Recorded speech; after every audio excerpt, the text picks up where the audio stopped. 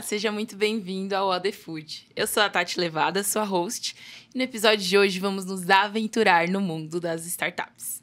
O tema do episódio é Ventures, os desafios da jornada, da criação até a venda das startups de alimentos. E se você já assistiu algum outro episódio do nosso canal, você já vai saber que minha mãe não gosta de anglicismo. Então, eu preciso traduzir o Ventures, é um trocadilho que a gente fez com a palavra aventura e Ventures, que é um modelo de investimento que ele tem um alto risco, mas ele também pode dar muito dinheiro, além de dar muito prejuízo. E startups, que são um novo negócio que trazem muita inovação, eles podem ter um crescimento acelerado e, nesse meio do caminho, eles podem ter muitas incertezas. Para apresentar comigo, Gustavo Assis. Olá, sejam bem-vindos a mais um What the Food, o nosso propósito em formato de podcast. Sou Gustavo Assis, presidente da Mastersense, apaixonado pelo tema de hoje, não só das startups, mas pelas aventuras de empreender. E, inclusive, teremos boas histórias do nosso convidado de hoje. E, para mim, Tati, a startup, além de tudo que você falou, ela tem que endereçar uma dor ou uma oportunidade.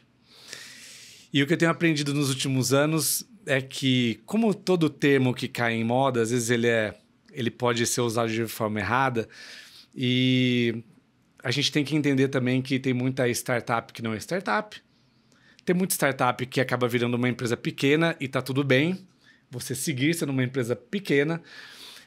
E o nosso papel aqui, no nosso podcast, é trazer, inclusive, conhecimento, trazer repertório para quem também quer empreender. Uma startup que, para mim, é uma boa referência, que conecta com a nossa indústria de alimentos e bebidas, que eu também fui investidor anjo, é a Food to Save. É uma empresa que foi criada para reduzir o desperdício de alimentos, principalmente no food service, mas que eu sei que está ampliando para a indústria, para varejo. E o mais incrível é de como as startups, com um pensamento totalmente novo, conseguem também gerar impacto para o nosso mundo. Com certeza, Gu. Eu também tenho uma startup que está no meu dia a dia, que é a Salve. É uma startup de skincare, né? Para evitar as rugas que vão vir no futuro. Porque, assim, gente, até eu vou ficar velha um dia. Mas, para falar de startup, eu convidamos, né, uma pessoa hoje que ama se aventurar, já se aventurou muitas vezes, tem muita experiência em aventuras de startups. Vocês, pessoal, Bruno Fonseca, seja muito bem-vindo. Obrigado, Tati, obrigado, Gu, por me receberem. Bom, pessoal, eu sou Bruno Fonseca, fundador da Eat Clean e também da The New, ex-The New Butchers. Depois a gente fez um rebrand, virou The New. E é um prazer estar aqui com vocês, compartilhando um pouquinho da minha história aqui.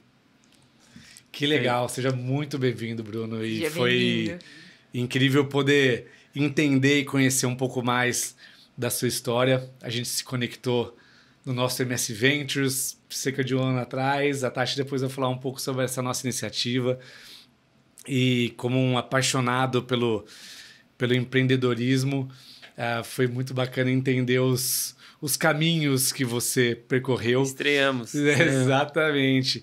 E que é interessante, começando a nossa conversa aqui, seria muito bacana, de novo, como eu falei, acho que no mundo de startups, a gente ouve, escuta, vai no imaginário das pessoas o que é empreender numa startup, e você tem uma história muito bacana, né? Então, conta pra gente um pouco como que foi esse processo. Pouca gente talvez conheça ou saiba que a Eat Clean tem 12 anos já, né? 13 anos. Como foi aquele começo? Nem tão cheio de brilhos e ideias fantásticas, mas muita relação. Como foi esse começo e como foi o desafio de empreender? Boa. Bom, voltar uns anos aí. Eu sou engenheiro de formação, então na época eu estava trabalhando no mundo corporativo, numa multinacional alemã. E um amigo meu que gostava muito de musculação, eu sempre gostei muito de esporte e sempre gostei de comer natural, assim, sempre fui do lado natureba. Ele falou, pô, eu conheço muito de suplemento, mundo maromba ali da época, né, isso 2011, 12 ali. Ele falou, você gosta da parte de natural, vamos montar uma loja juntos? E assim nasceu a Eat Clean Loja. E a ideia era, vamos replicar esse modelo e daqui a pouco ser uma franquia de lojas de produtos naturais. Esse era o plano inicial e, como diz o filósofo Mike Tyson, né, nenhum plano dura até o primeiro soco no queixo. Assim. Então, 6 meses de loja, eu continuei trabalhando, ele ficou na loja e com 6 meses ele saiu. Ele me chamou para uma reunião, ele falou, cara, eu vou sair da loja porque eu acredito em um outro modelo que está surgindo que chama Food Truck. Eu falei, cara, eu não acredito muito nesse modelo, acho que esse modelo... Ele falou, como que funcionaria? Imagina. Ele falou, não, pô, como você conhece... Eu sempre gostei de cozinhar, de fazer minhas receitas ali, nada muito elaborado, mas sempre muito natural, assim. Ele falou, pô, você toca essa parte do food truck e eu fico na parte da loja, a gente faz... Eu falei, ó, tá, o evento terminou sábado, meia-noite. Quem vai lavar o food truck? Como que vai ser essa operação? E eu falei, não é um modelo que eu acredito, não é uma coisa que funciona para mim. E aí a gente resolveu se separar ali. Ele seguiu, ele montou o food truck dele e eu fiquei com a Eat Clean e com a loja. E aí a loja que estava ali no 0 a 0, já estava empatando as contas, assim que ele saiu acabou. Porque a gente só vendia suplemento, não vendia nada das coisas que eu comprava ali. O a granel que eu cuidava, não vendia nada. Virou uma loja de suplementos e não uma loja de produtos naturais, né? E as pessoas entravam na loja procurando ele, porque ele era o vendedor. Quando eu coloquei um funcionário ali para tocar, não era igual. Então, foram meses que eu tive que tomar uma decisão. Eu não aguentava mais aquele prejuízo também, porque eu tinha só o meu salário ali. E eu falei, se eu fecho a loja e sigo no mundo corporativo, eu nunca mais vou empreender, provavelmente. Vai ficar aquela ferida ali, dificilmente eu vou querer mexer nela de novo.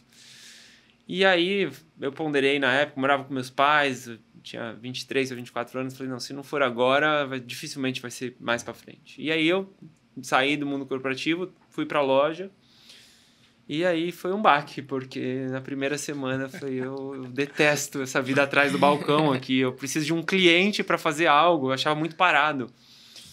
Então foi essa jornada inicial da Eat Clean, assim, né?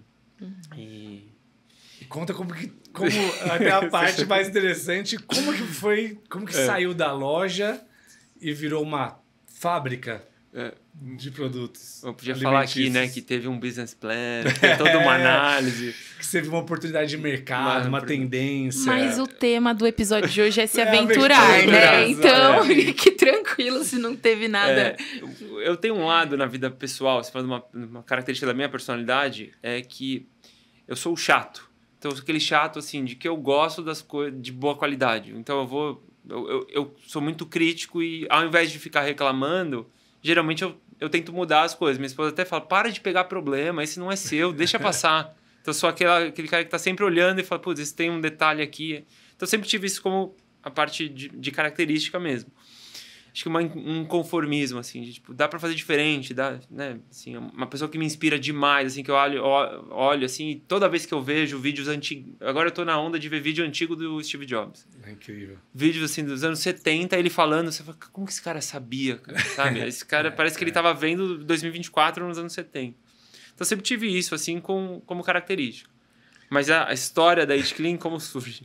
Eu tô lá nesse marasmo que para mim era a Eat Clean, de falar, puta, eu dependo de um cliente entrar na loja para eu ter trabalho. E aí eu tô nessa reflexão, entra uma cliente, eu tava distraído, de repente ela pegou 2 pastas de amendoim que eu achava horrível, não era gostosa, era bem os primórdios das pastas de amendoim. Passa, nem falou comigo nem nada, pagou e foi embora. Eu fiquei olhando, falei, não é possível. Ela pagou para consumir esse produto e ela levou 2. E fiquei com aquilo na cabeça. E esse produto era um dos que mais vendiam, porque suplemento parou de vender, então do meu mundo ali, do natural, o que mais vendia era a pasta de amendoim. Eu olhei aquilo e eu já fazia uma pasta de amendoim na minha casa. Que eu pegava o amendoim da loja, o cacau, o adoçante, e eu fazia a minha própria pasta porque eu achava a da loja ruim. Ao invés de pôr o pedido com o fornecedor, eu peguei todo o estoque de amendoim, levei para casa da minha mãe, fiz as pastas e depois rotulei elas com um rótulo que eu fiz no PowerPoint, o primeiro rótulo, e levei na loja e falei, vou pôr para degustar. E quem me perguntar cadê a pasta antiga, eu falo, a gente escolheu por essa. E não vou falar que é se eles fizeram associação, já chamava Eat Clean a pasta. E foi um absurdo, assim, vendeu muito. E nesse meio tempo estava surgindo as redes sociais, né? A rede social estava surgindo, o Instagram ali em 2013. E uma amiga falou assim, pô, tem umas meninas agora que estão divulgando treino. Não chamava influenciador. Tem as meninas aqui que são fitness. Você não quer mandar? Porque esse produto aqui não tem nada igual. E a gente começou a mandar. E elas recebiam na casa dela. Eu ia entregava em mãos. Assim, para hoje que são as celebridades, aí tudo. Acho que elas nem fazem ideia do quanto que elas nos ajudaram lá no início. Né? Porque não era uma profissão, não era algo pago. Então, quando elas começaram a divulgar e começou aquilo ir, eu comecei a receber pedido de outras lojas junto. Primeiro, a loja ficou cheia. A loja era no Tatuapé. Pô, gente atravessando a cidade para ir comprar. Falei, não, é que eu vi a fulana. Aí chegava com o celular na mão. Tem essa pasta? Que Falei, legal. pô, tem. Então, a história toda acho que veio daí, assim, de... Que legal. Mas eu acho que veio um pouco de sentir a dor, né? Porque eu consumia aquela pasta e achava ruim. Então, pô, eu vou fazer eu faço um produto para mim que é melhor que esse. Por que não? Se eu gosto desse, por que não outras pessoas também, né? Entendi. Exato. Então, muito obrigada para essa moça que entrou na loja e levou 2 pastas de Olha só. amendoim ruim, que começou, né? Um negócio de muito sucesso. E só uma pergunta, Bruno, antes de eu fazer minha pergunta aqui oficial. Tem alguma startup que você usa no seu dia a dia? Que o Gu comentou da FoodSave, eu comentei da Salve. Tem alguma que você gosta ou consome, usa? Uma que eu tenho consumido bastante ultimamente, que é a Wise de câmbio aí. Para fazer câmbio, eu tenho usado ela bastante. Então, Dólar australiano e real, né? Tá. Ultimamente, essa tristeza do nosso câmbio eu tenho usado bastante ali. Perfeito. E é muito legal, Tati, quando a gente pega esse tipo de exemplo da Wise, e a coisa mais incrível, e a própria história do Bruno é tão interessante porque, assim, a gente sempre tem essa mentalidade e fica no imaginário de algo robusto. E, assim, normalmente as boas ideias, elas surgem e quando você entende a história, assim, que óbvio. Só Como que eu não pensei isso antes? Só que ninguém tinha pensado. Só que quando você olha para trás em perspectiva, a própria Wise, Avenue, Nomad, você olha e fala assim, caramba, que loucura que era antes. E ainda é, né? Se você for contratar um câmbio. E como isso está transformando o mercado financeiro. Até Itaú comprou a Avenue, movimentos para poder agora acessar aquela oportunidade que alguém falou assim, pô, vou fazer isso aqui porque isso aqui é muito difícil de resolver. Sim. Só que tomar coragem, né? Se aventurar e fazer acontecer, que é a beleza, né? Exato. E aqui na Master Sense, né, eu sou responsável pelo programa MS Ventures e eu avalio muito desses aventureiros, né? Então, para quem não conhece, o MS Ventures é um programa da Master Sense, onde nós conseguimos auxiliar as empresas, as startups, sejam elas startups de verdade ou empresas early stage, onde a gente consegue realmente ajudar elas a crescer. A gente quer saber quem serão os próximos líderes de mercado. A gente quer dar esse grande apoio técnico, de estratégia, trazendo novas tecnologias para os produtos. E, enfim, se você quiser saber um pouquinho mais, os links vão estar aqui na descrição. E por que eu estou falando do MS Ventures? Porque quando eu fico com esse papel, que eu recebo as startups que têm interesse em desenvolver, que têm interesse... Muitas vezes... realmente vem coisas muito estruturadas. E às vezes vem ideias. Às vezes vem um sonho de uma pessoa. E, Bruno, como que você identifica uma oportunidade de negócio? Tem alguma metodologia? Eu sei que você comentou que você não fez, mas tem alguma metodologia que você consegue enxergar de, poxa, isso aqui realmente faz sentido? Porque as minhas avaliações são realmente... As minhas avaliações são muito mais técnicas, né? A racionalidade ali do modelo de negócio... do que realmente as pessoas têm valores. Então, como que funciona para você? Boa, eu acho que não tem uma... Como toda boa resposta, eu acho que a resposta é depende. Eu acho que é muito pessoal isso, né? Não posso falar por mim. O meu é uma coisa muito mais intuitiva do que uma metodologia. E é sempre no meu papel de...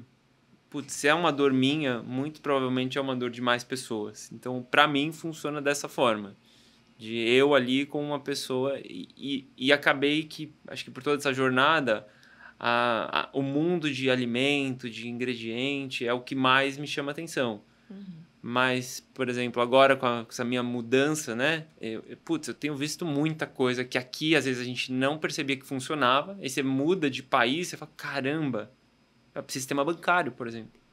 o sistema bancário. Eu nunca mais reclamei de nenhum banco que eu operei aqui no Brasil, porque você vai lá fora, o banco é muito precário.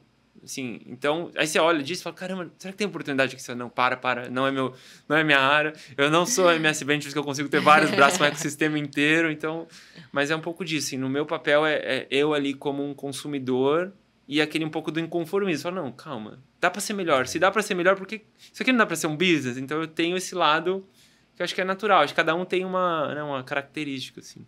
Com certeza. E tem alguma metodologia que você indicaria? Ou super, assim, acredite no seu racional, nas dores que você tem e na... Eu acho que não. Esse é o primeiro. Eu acho que se a gente estivesse falando de um funil ali, beleza, surgiram várias bolinhas ali de oportunidades. Você pegar aquilo, abraçar e ir para frente, aí eu acho que você tem que analisar, você tem que ter um racional. Acho que o identificar a oportunidade... Identificar o problema é ter um pool de oportunidades. Pool sua mãe não gosta, né? Ter uma piscina, um leque de oportunidades. Ter ali um leque de... Como chama sua mãe? Anne. Desculpa, dona Anne. Ter ali um leque dessas oportunidades, eu acho que vem muito desse feeling ali, dessa intuição. Dessa intuição.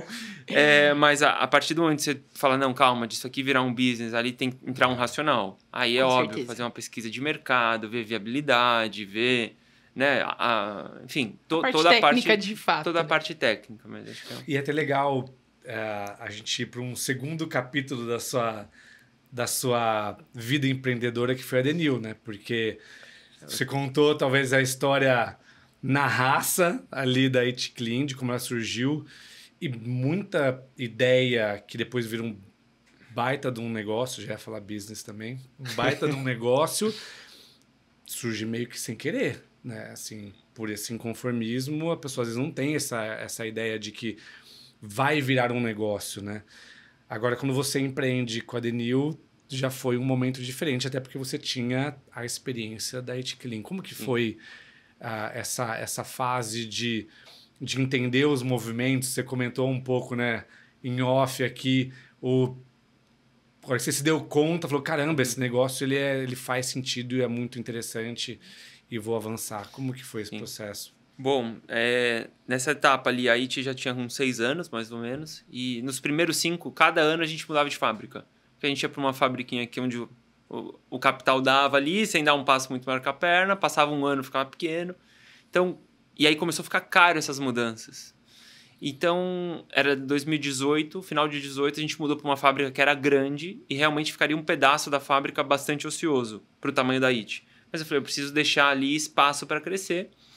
Mas aquele espaço ocioso, eu falava, o que eu vou fazer? Eu ficava assim muito inquieto de eu não posso ter... Eu tô pagando esse aluguel e ele tá parado. Eu não aguentava aquilo. Eu não deixava nem pôr em pallet. Eu falava, não é para usar, deixa vazio. Porque você deixa dominar, daqui a pouco você perdeu o espaço. Eu era lacrado, literalmente fechado. E eu ficava pensando o que fazer. E aí eu já estava nessa época, ia para algumas feiras fora do país, pegar tendências, tudo. E as carnes de plantas bombando lá fora. Assim, não bombando a ponto ali entre pandemia, que virou eu ia falar boom, agora a gente percebe quanto a gente fala das palavras. Depois eu brigo com a minha mãe, tá tudo bem. Então, mas estava assim, surgindo várias... várias... emergente que estava chegando. Exato, né? E bastante, assim. E produtos que eu olhava, eu não consumo carne, assim, faz bastante tempo. E vários amigos falam assim, pô, eu adoraria, mas eu amo o sabor, me faz falta. E quando eu vi aquelas carnes, eu falei, pô, faz muito sentido, talvez não para mim. Porque eu já estava bem ali com meus vegetais, meu tofu, eu me viro bem. Mas eu entendia que é um produto para um período de transição muito interessante. Que talvez a tendência dele daqui 30 anos nem seja ser... Quem vai querer um hambúrguer de planta que tenha gosto de carne? Se ele não tem essa memória afetiva tão forte. Falei, vou fazer isso. E aí... peguei o próprio capital da IT, esse espaço, e investi. Então, a Denil nasceu financiada pela It Clean. E o nosso primeiro cliente foi o Pão de Açúcar. Porque até ali eu já fornecia para o Pão de Açúcar com a IT. Eles tinham um núcleo de inovação que era bem engajado. Assim, eles estavam muito abertos para a inovação, para o saudável. E quando eu apresentei para eles o protótipo, eles já me garantiram e falaram assim, olha, assim que você tiver esse produto, a gente é o primeiro cliente, podemos contar com essa exclusividade? A gente assinou ali um termo e dali eu comecei. No lançamento da The New, eu passo a receber vários e-mails, ligações, contatos de investidores perguntando: vocês têm deck? Como que tá a rodada de vocês? Eu não fazia ideia. No começo, eu acho, deck, eu já lembrei pitch, elevator, era na época do elevator pitch. Eu falei, que é isso? Eu não fazia, literalmente, eu não fazia ideia. E eu não fazia ideia de que as referências que eu tinha lá de fora, essas empresas lá de fora, tinham N rodadas de investimento e muito capital. Até que veio uma pessoa conhecida, que eu já acompanhava, que é o Paulo Veras, da 99 Táxi. E eu já tinha visto o Day One dele, sabe? Já era um empreendedor, primeiro unicórnio, né? Quem tira uma empresa do zero e vende por mais de 1 bi. Eu falei, pô, será que é ele mesmo? Primeiramente, marcamos um café e ele me explicou como que era ali, bem em 1 hora de conversa. Ele falou, cara, você vai levar aí 10, 12 anos, a gente faz acontecer em 1 ano, 6 meses, 1 ano. Pô, parecia um bom plano. E aí é aquilo, você quer ser dono de um bolo inteiro pequeno ou você quer ter uma fatia de um bolo gigantesco? Faz sentido. E assim nasceu a The New. Nasceu. Assim entraram os primeiros investidores e depois do Paulo uma série de rodadas. A gente teve, eu não sei exatamente os números, assim, mais de 20 rodadas de investidores, desde ali do... O Paulo já não era family and friends, já era alguém um pouco mais estruturado, mas a gente fez rodadas pequenas, intermediárias, até ter rodada com fundo. Dali a gente foi crescendo e eu fui, no começo, imagina ali, eu tinha 6 anos de empreendedor, mas vindo de produzir pastas de amendoim na cozinha da minha mãe, de uma coisa muito, assim, pequena, artesanal também, né? Entendendo aquele mercado. Imagina ter um investidor que confia, pôr dinheiro em você e falando as coisas, assim, te aconselhando. Então, no começo, você vai só escutando. Eu não tinha como argumentar com alguém com tanta história. Só que a partir do momento que você vai entendendo, passa o primeiro ano, você começa a ver que uma indústria não é exatamente igual a outra, você começa a questionar algumas coisas. Uhum. E que é interessante porque você está contando, e com perdão a sua mãe, no mundo de startup, começando pela startup, só tem termos em inglês. E acho que é interessante trazer para quem está escutando um pouco do que é esse framework de uma startup, né? Sair de uma ideia, você usou um termo do Friends and Family, o pessoal fala às vezes dos 3 Fs, né? Porque o Friends, Family and Fools, que é aquela primeira captação que é, pô, tem uma ideia aqui, me ajuda, empresta aqui, empresta um pouco, quem vai comprar ideias sem saber, né? Porque é seu amigo, é seu tio, seu parente, e tá bom, vou ajudar ali meu sobrinho, né? Tem uma ideia boa. Depois o negócio começa a ganhar um pouco de estrutura, vem um investimento anjo, normalmente. O investimento anjo, ele já pede uma estrutura mesmo, uma organização, porque é quando você já tem que montar um pitch, que na verdade o pitch é essa apresentação, normalmente de 7 minutos, 8 minutos, sobre o que é a ideia. Você começa a passar por processos de uma due diligence, que é aquele entendimento dos números, dos contratos, dos passivos. E dali você tem uma rodada seed, você tem rodada bridge, normalmente. O seed é o capital semente, é o que vai fazer escalar um pouco mais a ideia. Aí começa, né? Série A, série B, série C, série D, série E. E aí estão nesses mundos que é muito interessante, isso está falando, porque no nosso mercado de alimentos e bebidas, a gente tem alguns casos também conhecidos. A gente teve o Otto, né, que participou com a gente da Mais Mu. E as histórias, elas são de alguma forma parecidas, né, do ponto de vista da ideia, do conceito.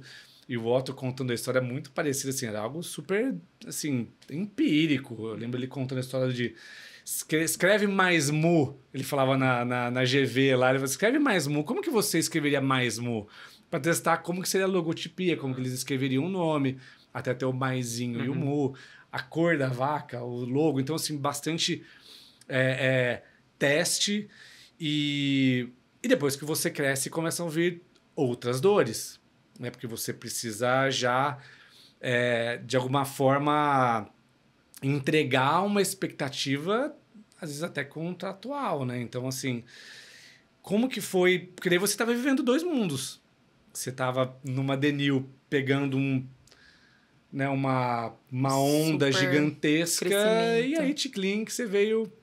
Como que você se dividiu ali naquele momento? Como que foi mentalmente até viver... Eu não sei se faz sentido dizer dessa forma, tipo, dois mundos Não, 100%. diferentes.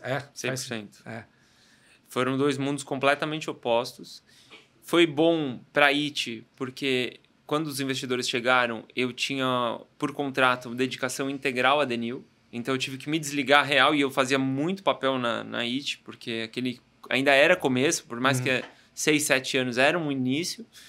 Então, muita gente se desenvolveu muito na IT, assim, porque eu abri um espaço gigantesco e pessoas que às vezes você nem estava esperando, que ela nem tinha uma posição de destaque, começa a assumir uma responsabilidade e a performar. Então, isso foi muito legal na IT, a minha saída em termos de estruturar o time. Eu trouxe uma pessoa mais sênior para ocupar o meu lugar e ser ali um gerente geral para cuidar do restante e fomos desenvolvendo. E eu fazia ali uma jornada dupla de administração. Então, foi um período de trabalho bem denso, assim, bem estressante, bastante desafiador.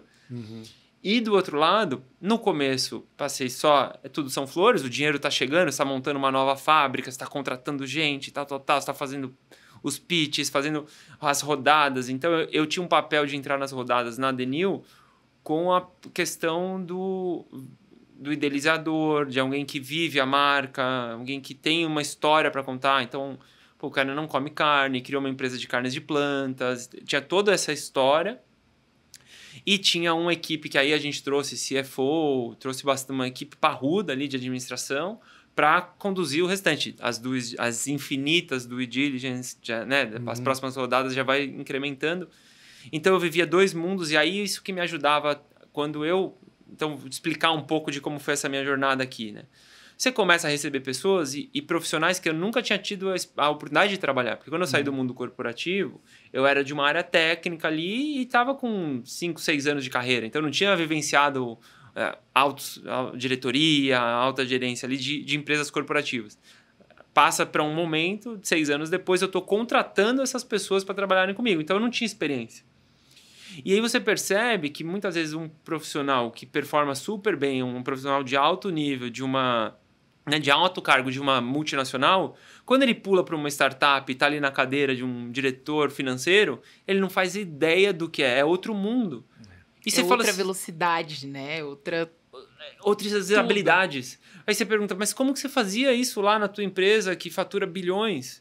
Eu falei, não, eu tinha uma equipe de 60 pessoas. E você passa a perceber que tudo que esse profissional pede, ele sabe administrar, ele não sabe fazer. Eu tenho é muito claro para mim aquelas pessoas que são boas administradoras e aqueles que são bons executores.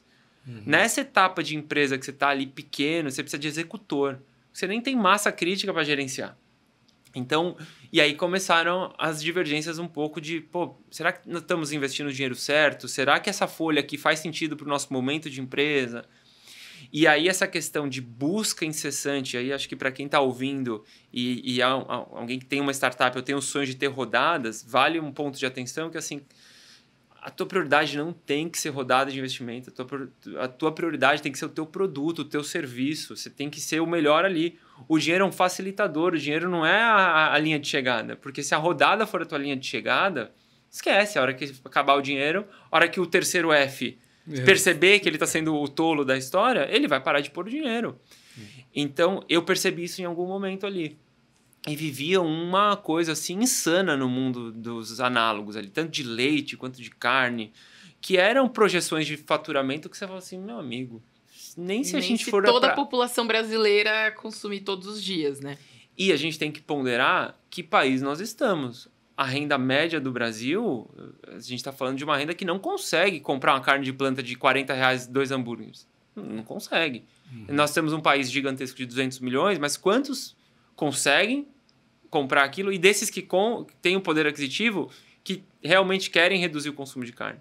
E aí comecei a questionar essas coisas e ter uma divergência muito grande do posicionamento da empresa.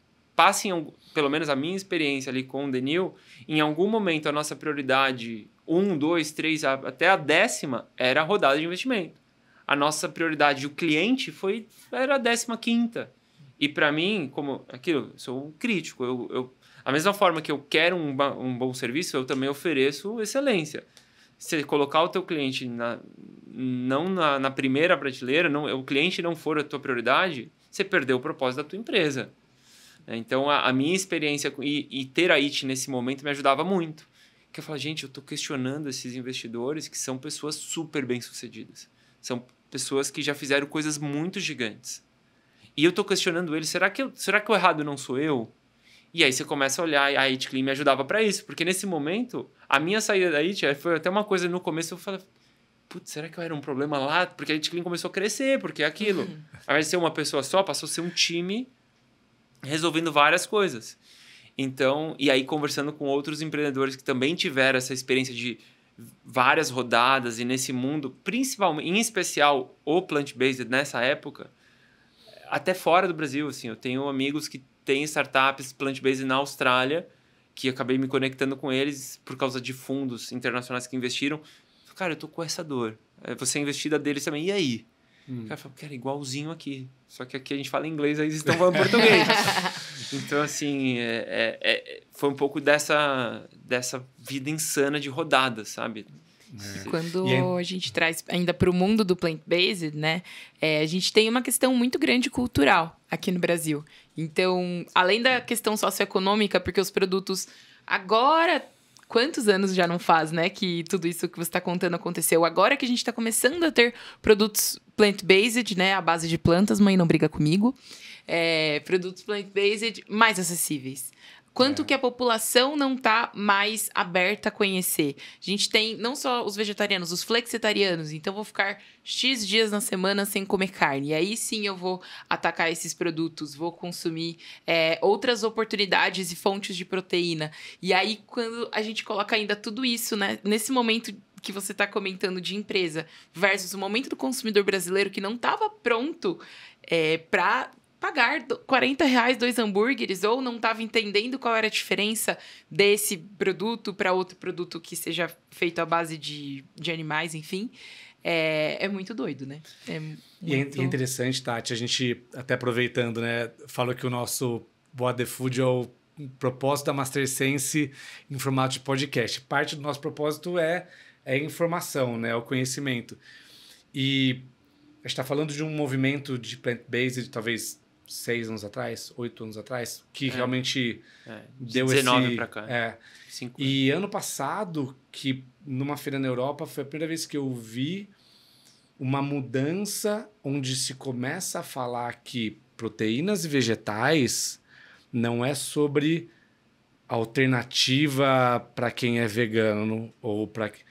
É alternativa porque não vai ter proteína animal para alimentar a população toda no formato que a gente tem hoje, com a sustentabilidade que a gente precisa daqui 20, 30 anos. Então, assim, é uma questão muito mais de matriz de proteína que a gente vai ter que se alimentar. Então, aí que é o processo, que é a beleza. Precisou ter uma onda tão grande para todo mundo falar assim, nossa, isso existe. E a gente começa a ver, por exemplo, as mudanças. Agora começa a falar das proteínas de insetos. É uma tecnologia que existe há alguns anos na Europa, nos Estados Unidos. E vai ter muita gente assim, inseto. Outro dia, inclusive, num grupo de investidor anjo, eu acho que era o único engenheiro de alimentos ali, e falou assim, nossa, vocês viram essa notícia? Eu falei, bom, como toda notícia, primeiro que ela dá uma manchete um pouco distorcida. Mas eu falei, pessoal, sim, existe, isso é uma tendência. Em algum momento, não sei se a gente aqui no Brasil, mas enfim... no Brasil já se come, né? Inseto em algumas regiões, inclusive do estado de São Paulo. Mas lá fora você já acha produto de mercado, né? Que talvez agora seja muito mais pela tendência de mostrar. Agora é muito claro e tem muita ciência e estudo falando não vai ter proteína animal para todo mundo. Então, assim, vai ter que ter uma matriz diferente proteica e que a gente vai ter que se distribuir. E eu acho que é muito a questão de posicionamento, né? O inseto. A gente já consome inseto desde criança com corante. Só que o corante passa com chonilha. Só que ninguém fala que é um inseto. E aí a questão da Denil falando, somos carne de planta, tal, posiciona aqui. A IT fazia lá os produtos dela só não falava. Assim, tem lá o selinho, é uma empresa vegana, plant-based, mas a gente não levantava essa bandeira, esse ativismo. Tá lá, cara. Acho que talvez a maioria, a gente fez enquete, talvez não, a gente fez enquetes, fazia enquetes, né, constantes. 40% só se declarava vegetariano. O vegano era menos de 15% na IT. E era produto vegano, não era nem vegetariano. Então, assim, mais da metade da empresa consome carne. E talvez se a gente ficasse falando veganismo, esses que consomem iam se afastar. Então, olhando para trás, olhando essa indústria do plant-based, foi um posicionamento um pouco errado, sabe?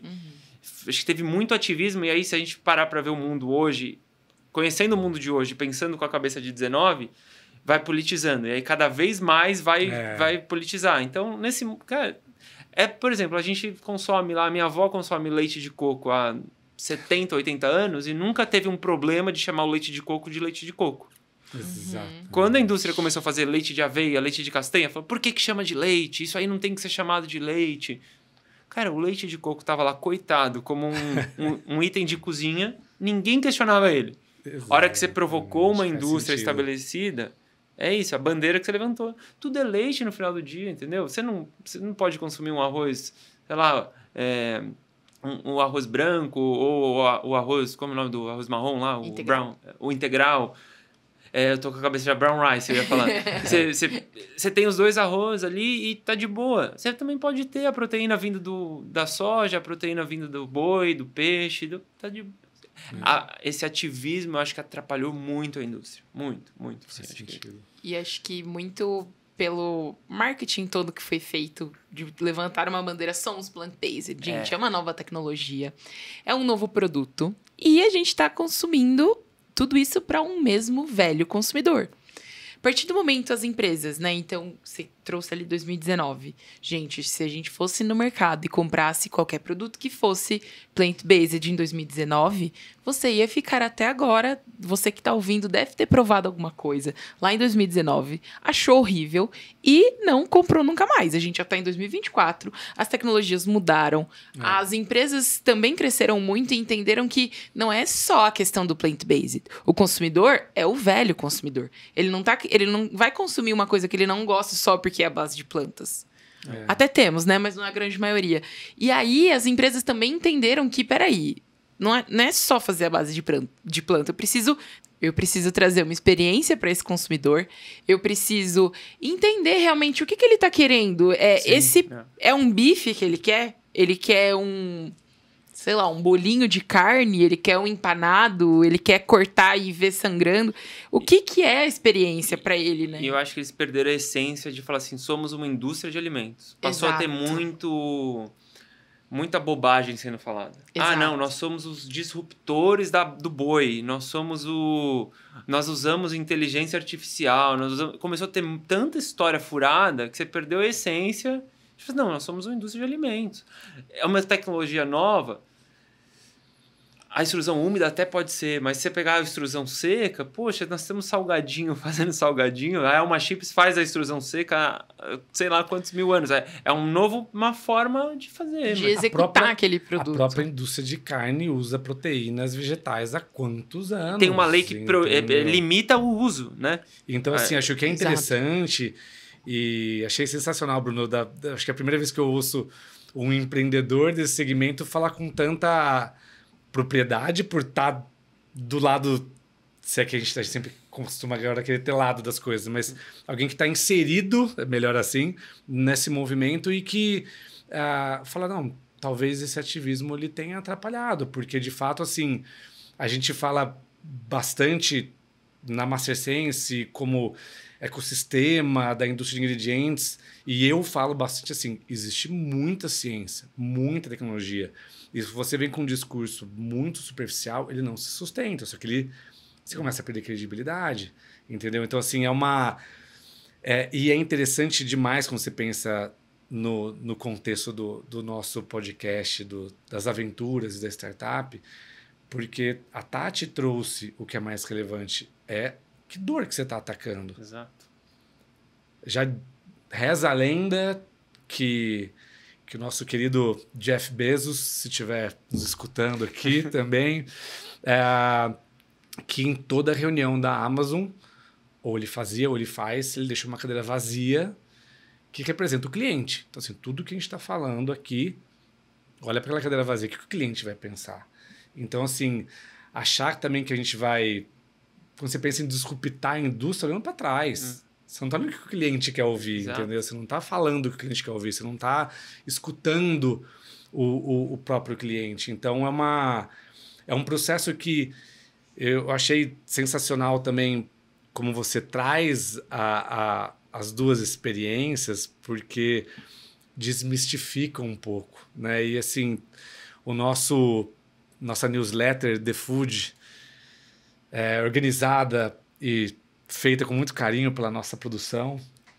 E ela traz até umas indicações, né, de filmes, de séries, e fica aqui uma dica: assistir na Netflix, deve ter ainda We Crashed, que é a história do WeWork, e a história do Spotify.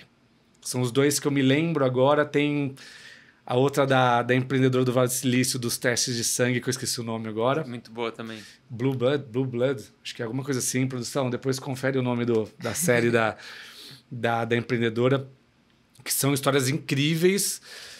Imagina, quem aqui não tem no seu celular o Spotify e vai entender o processo de criação da empresa, a ideia, a hora que ele olha... Você assistiu? Assistiu, Tati? Não assisti, vou ter que assistir. Que ele olha o semáforo e é de onde ele tem a sacada de como que eles iam resolver o problema da velocidade de reprodução das músicas, porque o empreendedor, ou o CEO, ou o idealizador, ele era obcecado, né, também inquieto de, não, olha que ele clicar no play tem que tocar com 0, tá levando meio segundo, não pode. E aí um dia ele tá andando... Então, assim, às vezes fica uma mística. Nossa, viu aquele momento que ele resolveu o problema do mundo. E nem sempre é assim, né? Nós estamos falando de um Spotify, né? Não estamos falando de... Quantos outros não devem ter parado pelo caminho, né? E falam que toda ideia mirabolante de segundos levou anos para acontecer, né? Exatamente. Quanto que o Jobs fala isso, né? Você só consegue ligar os pontos olhando para trás. Exatamente, isso, né? exatamente. O Richard Branson, da Virgin, ele tem também um discurso que é muito interessante, que ele fala assim, todo mundo fala da Virgin Atlantic, ninguém olha as outras 200 empresas que eu abri e faliram, entendeu? Então, assim, é um mundo que às vezes tem muita mística e ok, faz parte. Agora, escutar histórias reais ali também são momentos que a gente tem que, de fato, guardar e usar para o momento certo, gerar aquele repertório para quando for a nossa hora de empreender, a gente também saber que caminho seguir, né? E aí, Bruno, assim, você voltando para a It Clean agora, conta como que foi a volta e até agora a gente não chegou ainda naquele momento.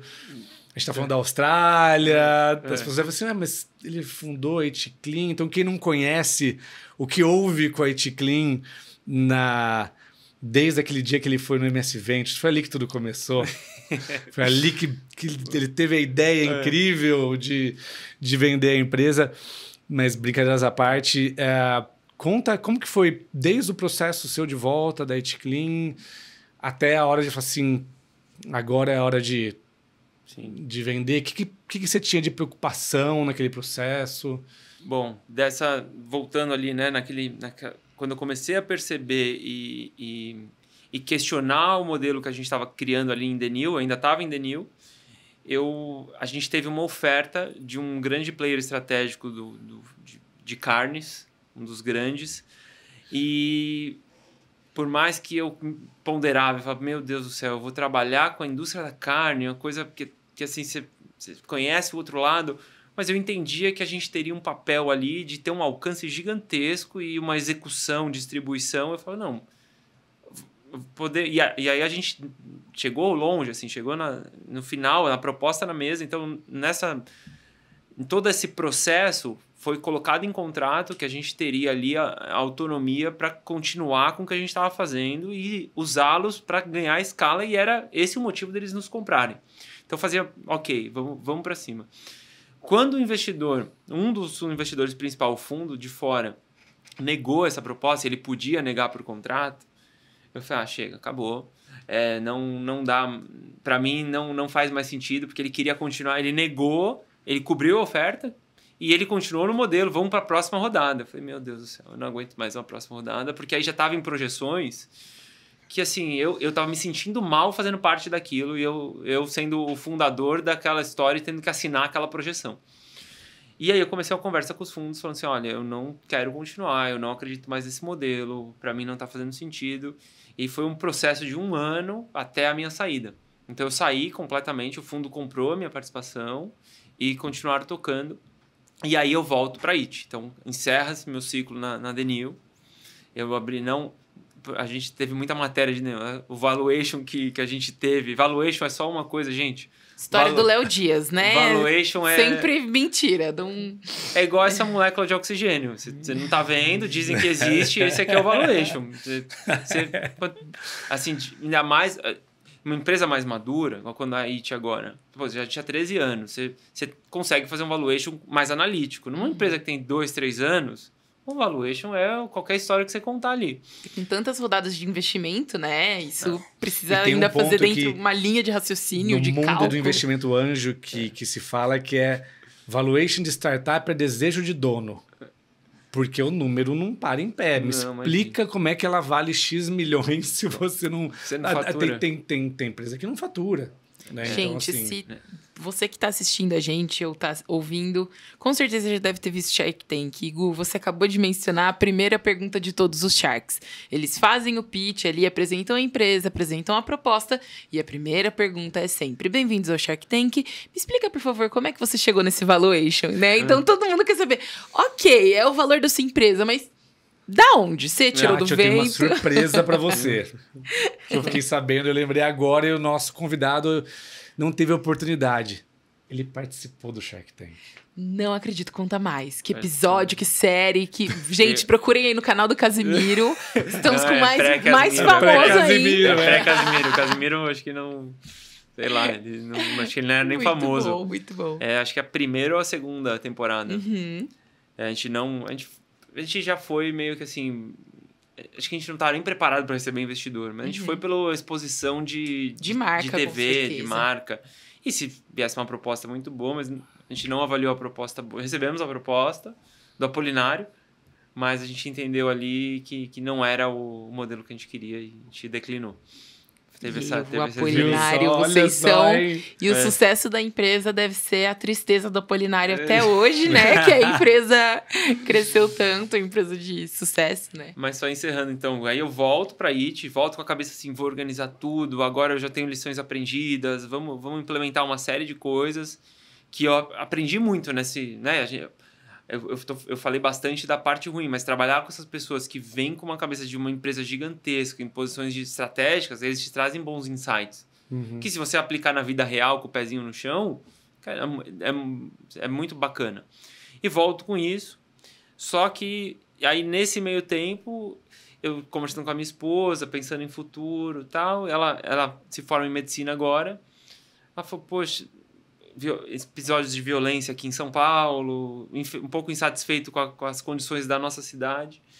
Putz, eu tô querendo sair, eu não queria começar minha residência, eu tô pensando em fazer uma residência fora, tô pensando em Estados Unidos. Eu falei, poxa, Estados Unidos é legal, mas morar nos Estados Unidos não é uma coisa que... Por que você não pensa em Austrália? Eu amo a Austrália, eu fiz meu intercâmbio lá, né, de adolescente, e a Austrália sempre teve um espaço especial assim no meu coração. E aí eu comecei esse processo de convencimento dela. E aí quando veio essa... E eu sempre tive a Austrália em algum momento dessa jornada toda, principalmente nas fases mais difíceis, eu falava, quer saber de uma coisa? Vou largar tudo. O sol da Austrália, os koalas. Os koalas. Eu vou largar tudo. Então a Austrália sempre teve, assim, algum momento, sabe?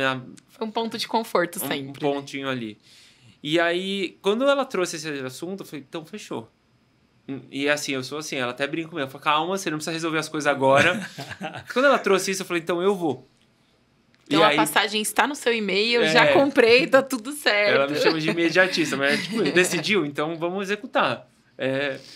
E aí comecei esse processo continuei o trabalho na IT, que eu falei, uma coisa não tem nada a ver com a outra. A empresa saudável se vende, eu não preciso Essa é a cabeça que eu acho que o empreendedor tem que ter. Eu não preciso, já que eu vou me mudar, eu congelo a empresa, deixo ela, dreno ela inteira e um dia vai ser um comprador. Não. Você tem que pensar que você tem que ser atrativo para alguém querer te comprar, não que você quer empurrar o problema. Então, continuei ali o plano, mas já em paralelo fui fazendo todo esse meu movimento de mudança. Isso é 2022, ali 21 para 22. E aí começou esse processo. E aí eu fiz toda a revalidação da minha profissão. Eu não sei se eu comentei ou não, mas sou engenheiro de formação. A Austrália tem um programa de profissões qualificadas, a engenharia está na lista. Então eu comecei a revalidar a minha profissão. Aí fez toda a jornada ali. Prova, teste de inglês, depois faz a revalidação, aplica para o visto, é convidado. E quando eu pego o visto, eu tenho 1 ano para entrar na Austrália. E aí essa é a jornada. E aí como que eu fiz esse processo da IT, né? Nessa minha jornada com o Denil, de ver tanto fundo com projeções astronômicas, essa coisa agressiva, eu conheci uma pessoa que é de uma economia mais real, ela estava vendendo uma outra empresa, com números mais realistas, valuations com um pouco mais de embasamento. Eu falei, poxa, eu vou contratar aquela advisor ali, aquela profissional para me ajudar com a venda. E não tinha pressa. Vamos vender, vamos... E aí começamos aí ela aborda as empresas, ela fez todo esse processo para mim. E aí a gente culmina teve episódio de MS Ventures, mas foi atravessado pela quem nos comprou, que eles foram muito rápidos, assim, a partir do momento que eles demonstraram interesse até fechar o contrato, que é a Dux, de compra, foi menos de 3 meses. Foi uma coisa muito rápida. Muito rápido. E ajudou muito porque nesse período de venda de IT, a gente fez 7 diligências.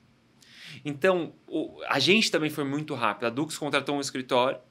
Quando eles nos pediram, a gente falou, a gente vai montar o Data Room e compartilhar com vocês. Eles falaram, meu Deus do céu, tem tudo. A gente falou, a gente está nesse processo há esse tempo. E a gente comunicou a Dux, a gente está muito avançado com algumas outras conversas. Então, a Dux sabia que eles tinham ali um prazo e a Dux foi muito rápida. Foram no all-in, né? Foi super... E aí foi isso muito bacana, porque eu acho que era uma preocupação minha também de... Putz, eu não queria vender para qualquer um. Eu queria deixar a marca ser perene, sabe? O legado, né? O legado, deixar ela continuar... Pelas pessoas que estão lá, porque tem uma curiosidade de... As primeiras funcionárias de fábrica... A história é curiosa. Lá daquela primeira fábrica, numa antes casinha. de vocês mudarem tudo. Tem uma história curiosa. Essa é legal de trazer. Tem que montar o time de fábrica. Putz, contrata um, aí dá problema. Não... E aí, vinha uma diarista em casa que trabalhou no colégio que eu estudei. E a faxina era um colégio de freira, então era a faxina própria. As freiras terceirizaram, mandou todas as meninas embora. E era uma inspetora do pátio. Ela falou assim, Bruno, se você estiver precisando de gente lá pra fábrica, a fulana de tal elas estão procurando emprego. Eu falei, manda ir lá na fábrica. Foi e contratei. E aí, hoje tem 6 funcionárias que são do meu colégio, continuam lá até hoje. Tem quase 10 anos de empresa. Então que elas legal. são... O que o pessoal chama de seu Bruno, elas chamam de Bruninho, né?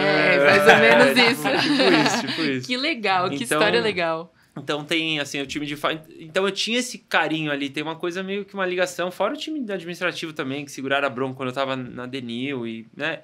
Então eu tinha muito essa preocupação de... E quando a conversa com a Dux veio muito nesse sentido, de que a Dux falou, não, cara, a gente quer preservar, se fosse para ter os mesmos produtos que vocês, e a gente fazendo, a gente mesmo criava, então a gente quer comprar a marca para manter a marca e trabalhar no que vocês, né, dar escala e velocidade para o que vocês construíram. E uma coisa que eu deixei claro para a consultora aí na hora da venda, eu falei, eu não quero fundo, eu não quero nenhuma empresa financeira, pode ser a melhor proposta, pode ser o que for, eu não quero essa experiência. E aí a gente, então, já tinha isso muito claro que queria alguém do setor. Porque eu acho que muda muito de figura. Você tem um investidor que, além do capital, ele agrega o conhecimento, ele agrega ali a vivência. Putz, aí... Mais um termo para a dona Anne. Smart money.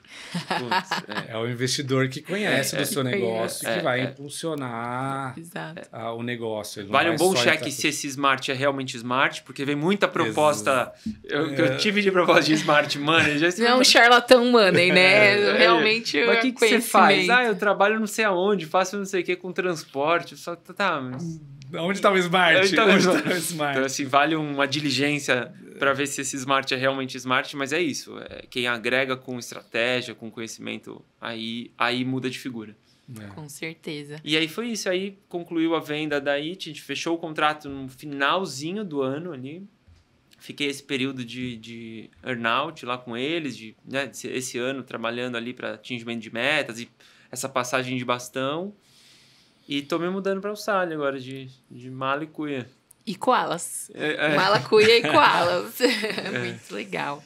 E, Bruno, se você fosse dar um único conselho para alguém que está ouvindo a gente e tem uma startup ou quer criar e quer ter sucesso nessa startup, nessa jornada, com nem tantas aventuras ou aventuras nem tão emocionantes, né? Qual o único conselho você daria? Isso é responsabilidade. Eu acho que, assim, eu vou falar por mim, coisa que eu uso é muito ter o cliente no centro sempre.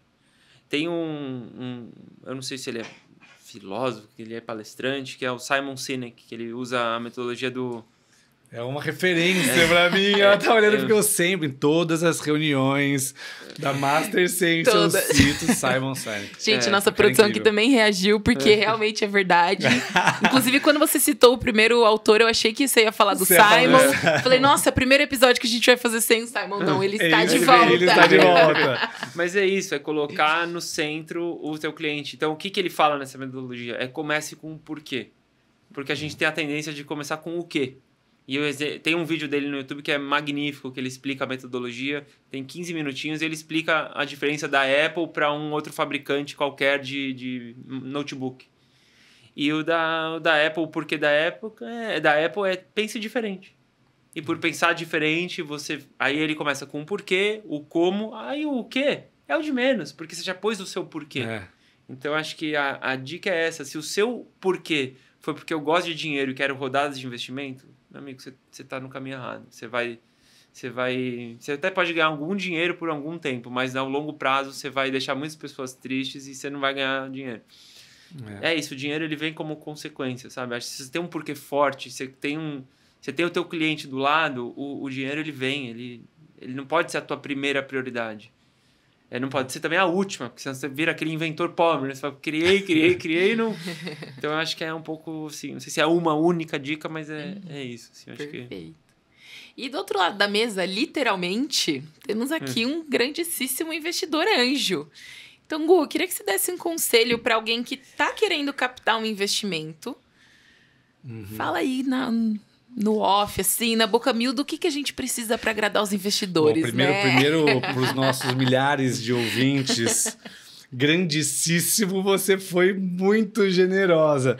Tenho no meu portfólio ali uma meia dúzia de investimentos. Eu tenho 0, então já tá bem grande. Já tá bem grande, né? E mais do que isso, o próprio processo de empreender na Master Sense, né? Eu ainda estou aprendendo a falar que a Master ela não é mais uma jovem empresa, ela faz 19 anos. Não deixa de ser jovem, dependendo da perspectiva, né? E o que eu acho... Vou tentar falar algo diferente do que o Bruno falou, mas com a essência é a mesma, né? Ele trouxe o propósito e como que o propósito conecta com o cliente. Acho que o propósito, para mim... É como que ele se conecta com a jornada. Então, assim, desde como empreendedor e aí como investidor, você tem que tentar capturar isso, porque como investimento anjo mesmo, o investimento anjo, ele é o investimento mais arriscado que existe. Aliás, tem muita gente que se aventura em investimento anjo e não se dá conta disso, porque você está colocando dinheiro em empresas que estão no início. E como nós já sabemos, no mundo que a gente vive, uma boa ideia hoje, ainda mais aqui no Brasil, ela já saiu em Israel, na China, nos Estados Unidos e na Europa, entendeu? Então, assim, talvez nessa ordem, inclusive, né? Então, assim, já tem no lugar. Então, não é uma questão de, é o único, é incrível. Então, assim, quem que está trazendo isso, né? Qual que é o propósito dele? Então, o que eu diria é estar e ser muito fiel ao que o Bruno falou, ao seu propósito e ao que você vai entregar. Quando você vai buscar uma rodada de investimento numa empresa que está no estágio inicial, que está testando o produto ou que tá querendo escalar, fale do fundo do seu coração. Inclusive, porque como o Bruno falou assim, se você tirar isso só por dinheiro, hoje as pessoas já sabem, falam assim, não funciona. E é muito interessante porque, para quem está inserido no meio, e o Bruno com certeza já ouviu isso mais de uma vez, assim, as pessoas, secou a fonte de dinheiro. Pelo contrário, nunca se teve tanto dinheiro de investimento. As pessoas ricas ficaram mais ricas ainda e estão buscando soluções para os problemas do mundo. Né? Pega um Bill Gates ali, incrível o que o cara faz, ele está olhando a dor do mundo e como que eu posso ajudar com os meus vários bilhões. Mas assim, dinheiro tem, e não precisa ser do Bill Gates, tem muito dinheiro disponível.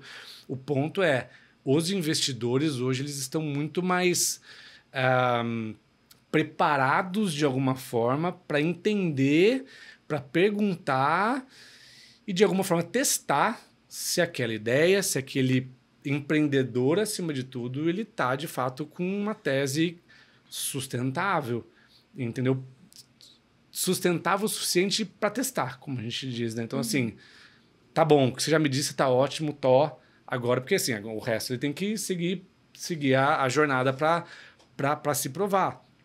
E saber que do lado do investidor, do lado do empreendedor, ele tem que entender que aquele investidor ele também tem a consciência de que pode dar errado, mas ele vai fazer de tudo para que dê certo. Então, a gente brincou aqui do smart money, do dinheiro que aporta.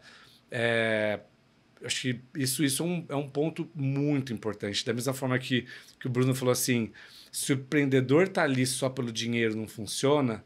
Se ele busca o investidor só pelo dinheiro, não vou falar que não funciona, mas a tendência em algum tempo o negócio vai desgastar. Então, assim, o propósito no centro e ser muito fiel. Montar um plano e trabalhar. O que a mística às vezes imagina que é tão... Estava vendo um podcast, uma entrevista, na verdade, do fundador da NVIDIA, que está super na moda, que o entrevistador pergunta para ele, fala assim, imagina, a NVIDIA vale, sei lá, quantos bilhões hoje. Você faria isso tudo de novo? Ele parou assim, não. Cara, como não? Ele falou assim, porque se você olha para trás... Você teve muito momento difícil de falar assim, putz, eu vou pegar, eu vou para a Austrália, eu vou largar tudo. Só que qual que é a diferença do empreendedor que dá certo? É saber que naquela jornada vai ter momentos que vão ser difíceis e o investidor vai olhar a mesma coisa. Cara, conta comigo, eu sei que vai ser difícil, mas estou aqui para te ajudar também, né? Então, buscar o investidor e ser muito transparente, isso ajuda para que a relação desde o início seja muito, muito fiel. Porque vai ter momento que vai ser difícil e, como o Bruno mesmo disse, se tiver a relação ali só pelo dinheiro, não se sustenta. Então, é incrível, assim. Pô, que legal. Tô feliz demais, assim. Eu conhecia pouco da história do Bruno, a gente veio conversando e entendendo. E eu acho fantástico que a gente possa trazer elementos e trazer histórias do mundo real, assim. Fico muito feliz, de verdade. Que você possa também ter... Tenho certeza que tem muita coisa que ele poderia contar, mas que ele não pode contar. Daqui 10 anos, quando ele tiver vendido a terceira empresa na Austrália, ele volta aqui, faz outro podcast, ele vai com lembrar... coelhinha de brinde. Com coelhinha de brinde.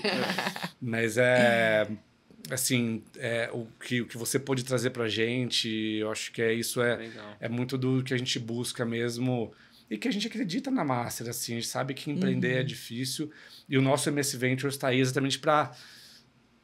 Cara, como que eu posso te ajudar, entendeu? Se eu não puder ajudar, eu tenho mais gente aqui do meu lado que talvez possa te ajudar. Tem todo o ecossistema que está preparado. Vamos conversar, porque essas boas histórias, elas vão gerando um repertório importante pra gente, para quem está ouvindo a gente, e pra gente ser melhor. E no final do dia, querer fazer um negócio que vai gerar impacto e que vai fazer um mundo melhor. Com certeza. E para você que está ouvindo e tem uma empresa que está começando, ou enfim, tem alguma curiosidade para conhecer um pouquinho melhor sobre o MS Ventures, entre aqui nos links que estão na descrição, vem conversar com a gente. Queria agradecer o Bruno por aceitar o nosso convite. Eu que agradeço. Obrigado por me receberem. Obrigada, Gu, por co-apresentar comigo esse programa. Pessoal, está chegando ao fim o episódio de hoje. Espero que vocês tenham gostado desse What the Food. E agora vai lá, prova um produto novo. Afinal, sua startup queridinha pode estar a uma mordida de distância.